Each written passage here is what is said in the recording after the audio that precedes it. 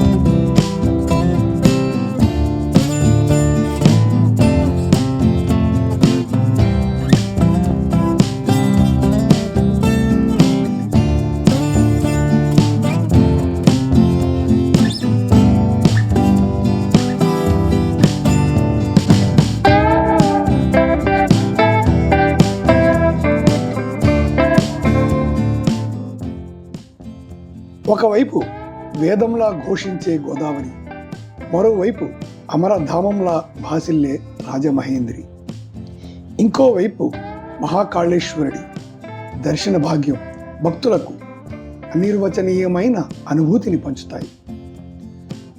మధ్యప్రదేశ్లోని ఉజ్జయినిలో మాత్రమే నిర్వహించే భస్మాభిషేకాన్ని చూసే యోగం ఇప్పుడు ఆంధ్రప్రదేశ్ సాంస్కృతిక రాజధాని రాజమహేంద్రవరంలోనూ వీక్షించే అవకాశం భక్తులకు దక్కుతుంది. ఇక్కడ ప్రతినిత్యం నాగేంద్రహారాయ త్రిలోచనాయ భస్మాంగరాయ మహేశ్వరాయ నిత్యాయ శుద్ధాయ దిగంబరాయ తస్మేంతకారాయ నమఃశివాయ అంటూ వేదమంత్రాలు వినసొంపుగా వినిపిస్తుంటాయి. మహాకాళేశ్వరుడికి నిర్వహించే భస్మాభిషేకం భక్తులను ఆధ్యాత్మిక ఆనంద చూరులో వలలాడిస్తుంది. దక్షిణ భారతదేశంలోనే తొలి మహాకాళేశ్వర ఆలయం గోదావరి చెంత కొలువుతీరింది. ఈ ఆలయం దక్షిణాది రాష్ట్రాల నుండి రాజమహేంద్రవరం వచ్చే భక్తులను భక్తి పారవశ్యంతో కట్టిపడేస్తుంది.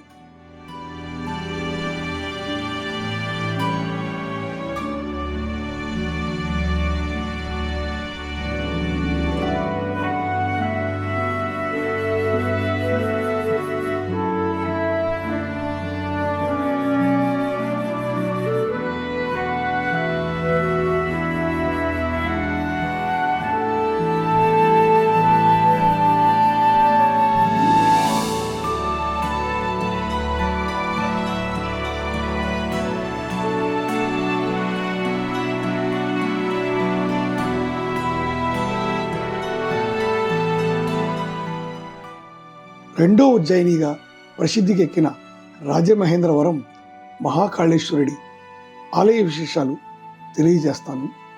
ఈ ఆలయాన్ని చూస్తూ ఆ విశేషాలను కూడా తెలుసుకోండి.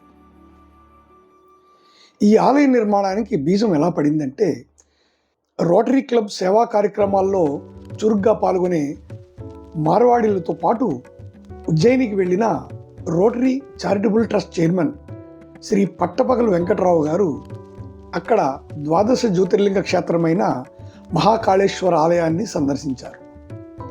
దేశం గర్వించదగ్గ ఇటువంటి ఆలయాన్ని రాజమహేంద్రవరంలో గోదావరి తీరాన నిర్మించాలని నిర్ణయించారు.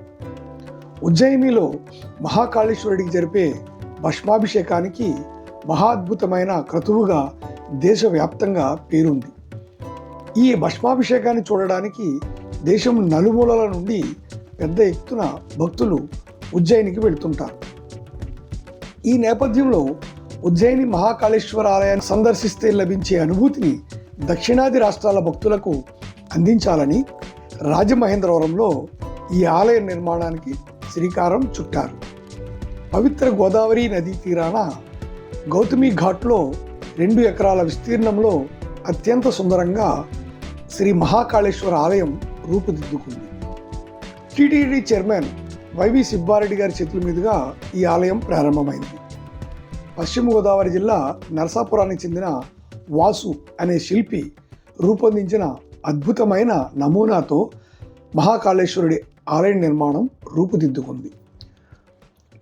భూమి ఉపరితలం నుండి 55 అడుగుల పునాదితో అత్యంత ఆధునికత ఉట్టిపడేలా చేపట్టిన 109 అడుగుల గర్భాలయ నిర్మాణం భక్తుల మనసు దోచుకుంటుంది. 75 అడుగుల ఎత్తైన 4 గాలిగోపురాలు, 50 అడుగులతో అతి విశాలమైన 4 మంటపాలు, 55 అడుగుల ఎత్తైన 4 ధ్వజస్తంభాలు, 4 బలిపీఠాలు, 4 త్రిశూలాలు, 4 నందులను తిలకించారంటే భక్తులు ఆనంద పరవశంతో మునిగి తేలాల్సిందే. గర్భాలయానికి 4 వైపులా గుమ్మాలతో ఆలయాన్ని నిర్మించడం ఇక్కడ మరో విశేషం. 32 ద్వైత 32 అద్వైత ఆలయాలతో కలిపి మొత్తంగా 64 ఉపాలయాలు ఆకట్టుకుంటాయి. ఈ ఉపాలయాలను దర్శించుకుంటూనే మహాకాళేశ్వర గర్భాలయంలోకి వెళ్ళేలా ఆలయ నిర్మాణాన్ని చేపట్టారు. గర్భాలయంలో ప్రధాన శివలింగంతో పాటు బలిపీఠాలు, నందులు, ఉప ఆలయాల్లో విగ్రహాలను రాజస్థాన్లోని జైపూర్లో తయారు చేయించారు. రాజమహేంద్రవరం మహాకాళేశ్వరుడి ఆలయంలో ప్రత్యేకంగా చెప్పుకోవాల్సింది భస్మాభిషేకం. ఇక్కడ రోజు తెల్లవారుజామున 4 గంటల నుండి 6 గంటల వరకు శాస్త్రోక్తంగా జరిపే భస్మాభిషేకాన్ని వీక్షించడానికి వందల సంఖ్యలో భక్తులు వస్తుంటారు. ఈ భస్మాభిషేకం కోసం రోటరీ క్లబ్ నిర్వహిస్తున్న 2 కైలాస భూముల నుండి చితాభస్మాన్ని శాస్త్రోక్తంగా సేకరించి ఆలయానికి తెస్తారు. దేహం చాలించిన వారి చితాభస్మాన్ని తెల్లటి వస్త్రంలో మూట కట్టి లింగాకారంలో ఉన్న మహాకాళేశ్వరుడికి అర్చకులు అభిషేకిస్తారు. దేహం చాలించిన ప్రతి ఒక్కరి ఆత్మ చితాభస్మాభిషేకంతో శాంతిస్తుందనేది భక్తుల నమ్మకం. ఉజ్జయినిలో అయితే భస్మాభిషేకానికి పురుషులను మాత్రమే అనుమతిస్తారు. కానీ రాజమహేంద్రవరంలో మహిళలకు కూడా అనుమతిస్తున్నారు. రాజమహేంద్రవరం ఖ్యాతి దేశం నలుమూలలా విస్తరించాలనే సంకల్పంతోనే ఈ ఆలయం నిర్మించారు. చారిత్రక నగరం కావడంతో ఇక్కడి ప్రాశస్త్యం భావి తరాలకు గుర్తుండిపోవాలని ఆలయాన్ని నిర్మించాలని ఈ నిర్వాహకులు తెలియజేస్తున్నారు.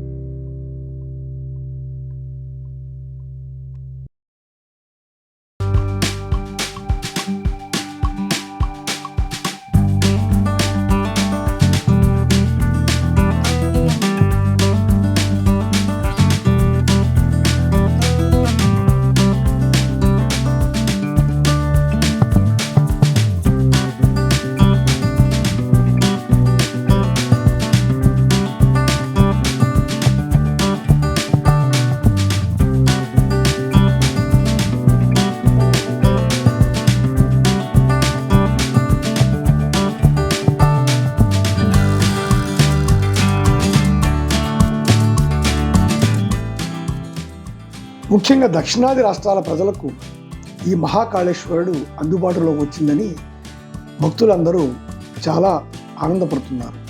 ఈ ఆలయాన్ని మరింత అభివృద్ధి చేస్తామని ఈ ట్రస్ట్ వాళ్ళు తెలియజేస్తున్నారు. చూశారు కదా ఈ ఆలయం యొక్క విశేషాలు. ఎంతో కన్నుల పండుగగా ఉంది ఈ ఆలయంలో. ఈ ఆలయం సందర్శిస్తున్నంతసేపు నాకు వేరే ప్రపంచం గుర్తు రాలేదు. ఆ మహాకాళేశ్వర దర్శనంతో కైలాసాన్ని సందర్శించినంత సంతృప్తి నాకు కలిగింది.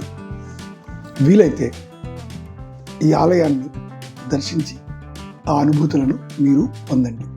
అప్పటి వరకు మా వీడియో చూసి ఆనందించండి. ధన్యవాదములు. ఇట్లు రామకృష్ణ దువ్వు.